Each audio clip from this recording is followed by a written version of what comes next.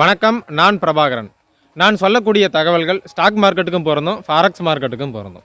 சரி, மார்க்கெட்டோட நல்ல குணம் என்ன, கெட்ட குணம் என்ன, அதை எப்படி நம்ம புரிஞ்சுக்கிட்டு அதை வச்சு எப்படி நம்ம ப்ராஃபிட் புக் பண்ணுறது அப்படிங்கிறத நான் உங்களுக்கு ஷேர் பண்ணுறேன்.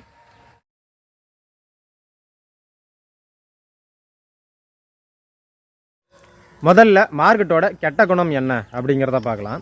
எந்த மார்க்கெட்டாக இருந்தாலும் சரி, நம்மளுக்கு ப்ராஃபிட் கொடுக்குறான்னா நிறைய டைம் எடுத்து தான் ப்ராஃபிட் கொடுப்போம்.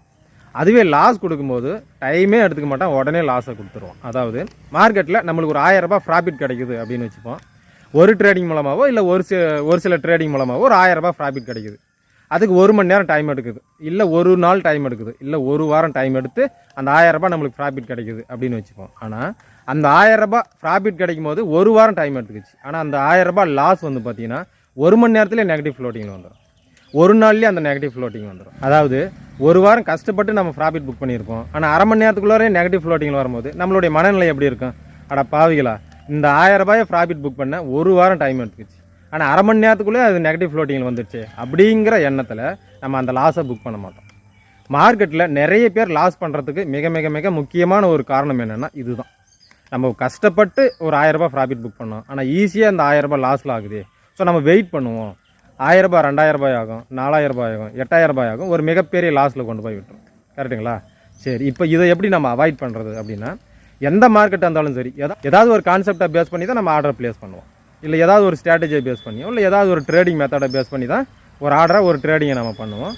எந்த ட்ரேடிங் மெத்தடாக இருந்தாலும் சரி, என்ட்ரி பாயிண்ட்டுன்னு ஒன்று கொடுப்பான், ஸ்டாப் லாஸ்ன்னு ஒன்று இருக்கும், டார்கெட்னு ஒன்று இருக்கும்.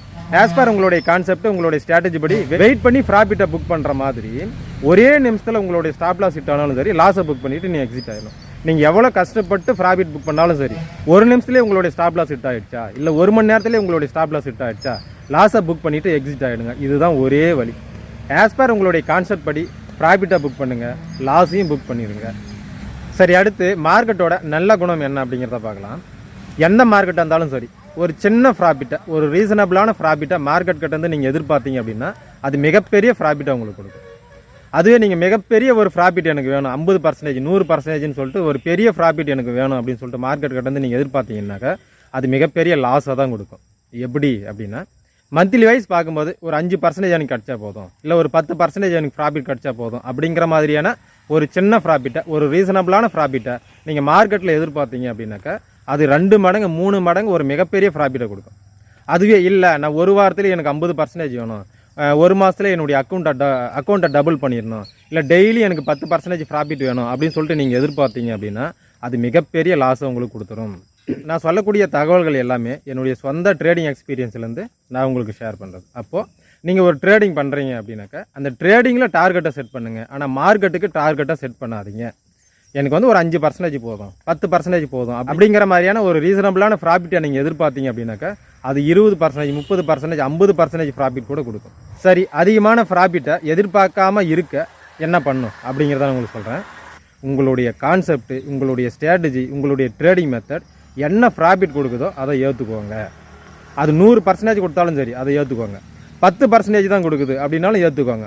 ஐயோ, போன மாதம் 100% கொடுத்துச்சு, இப்போ 10% தான் இருக்குது, இன்னும் நம்மளுக்கு ப்ராஃபிட் வேணுமே அப்படின்னு சொல்லிட்டு நம்ம ஏதாவது பண்ணும்போது தான் நம்ம மிகப்பெரிய லாஸை ஃபேஸ் பண்ணுறோம். மார்க்கெட் மிகப்பெரிய ஒரு லாஸை நம்மளுக்கு கொடுக்குது. அப்போது உங்களுடைய கான்செப்ட், உங்களுடைய ஸ்ட்ராட்டஜி என்ன ப்ராஃபிட் கொடுக்குதோ, இந்த மாதம் 50 கொடுக்குதா எடுத்துக்கோ, 20% தான் கொடுக்குதா எடுத்துக்கோ, 10% தான் கொடுக்குதா எடுத்துக்கோ, இல்லை 10% நெகட்டிவ் ஃப்ளோட்டிங்கில் கொடுக்குதா எடுத்துக்கோ. எல்லா ப்ராஃபிட்டையும் ஒரு வருஷத்தில் எடுத்து நீங்கள் ஆவரேஜ் பண்ணி பாருங்கள், ஒரு சூப்பரான ப்ராஃபிட் கண்டிப்பாகவே இருக்கும். அடுத்து மார்க்கெட் பற்றிய புரிதல். இது ஒரு உதாரணத்துக்கு நான் சொல்கிற மாதிரிங்க.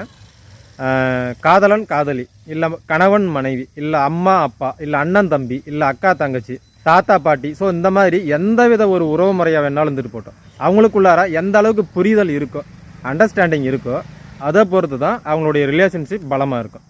இதில் எந்த வித மாற்றமும் இல்லை. உதாரணத்துக்கு ஏதாவது ஒரு ரிலேஷன்ஷிப்பை மட்டும் நான் உங்களுக்கு எடுத்துக்கிறேன்.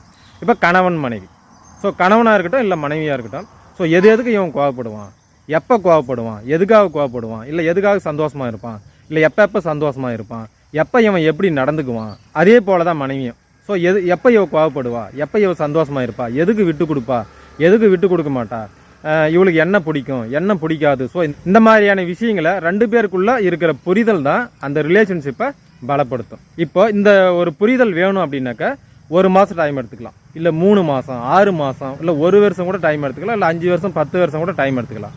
இப்போ இந்த மாதிரி 1 வருஷம் 2 வருஷம் இந்த டைம் எடுத்துக்கும் போது மட்டும்தான் பல்வேறு காலகட்ட சூழ்நிலை வரும். ஸோ அந்த சூழ்நிலையில தான் இவன் எப்படி, இவ எப்படி, எப்போ சந்தோஷமா இருப்பா, என்ன பிடிக்கும் என்ன பிடிக்காது அப்படிங்கிற புரிதல் 2 பேருக்குள்ளாரையும் வரும். ஸோ அதே போல தான் மார்க்கெட்டும். ஸோ மார்க்கெட் பற்றிய புரிதல் நம்மளுக்கு எப்போ வரும் அப்படின்னாக்கா நம்ம பேக் டெஸ்டிங் பண்ணும்போது தான். இப்போ நம்மளுடைய கான்செப்ட், நம்மளுடைய ஸ்ட்ராட்டஜியை 1 வருஷம் வரைக்கும் நம்ம பேக் டெஸ்டிங் பண்ணுறோன்னு வச்சுக்கோங்க. அப்போ தான் அப் ட்ரெண்டில் இவன் எப்படி ரியாக்ட் பண்ணான், டவுன் ட்ரெண்டில் எப்படி இவன் ரியாக்ட் பண்ணான், சைட்வேஸில் இருக்கும்போது இவன் எப்படி ரியாக்ட் பண்ணான் அப்படிங்கிறது நம்மளுக்கு தெரிய வரும். கரெக்டுங்களா? இப்போ பல்வேறு காலகட்ட சூழ்நிலையில் தான் ஒருத்தரை பற்றி நம்ம தெரிஞ்சிக்க முடியும். அதே போல தான் 1 வருஷம் வரைக்கும் நம்ம பேக் டெஸ்டிங் பண்ணும்போது மட்டும்தான் அந்த ஸ்ட்ராட்டஜியோட, அந்த கான்செப்டோட, மார்க்கெட்டோட பலம் என்ன, பலவீனம் என்ன அப்படிங்கிறது நம்மளுக்கு தெரிய வரும். ஸோ அந்த மாதிரி பேக் டெஸ்டிங் பண்ணி ஃபைன் டியூன் பண்ணி அதை பேஸ் பண்ணி நம்ம டேட்டாவை கலெக்ட் பண்ணால் மட்டும்தான் நம்மளுக்கு ஒரு சக்ஸஸ்ஃபுல் ஸ்ட்ராட்டஜி, சக்ஸஸ்ஃபுல் கான்செப்ட் கிடைக்கும். அதை பேஸ் பண்ணி நம்ம ட்ரேடிங் பண்ணால் மட்டும்தான் நம்மளுக்கு ப்ராஃபிட் கிடைக்கும். ஸோ இதுதான் மார்க்கெட் பற்றிய என்னுடைய புரிதல், முரட்டக்காலை புரிதல். சரிங்களா? சரி நண்பர்களே, அடுத்தடுத்த பதிவில் சந்திப்போம். நன்றி.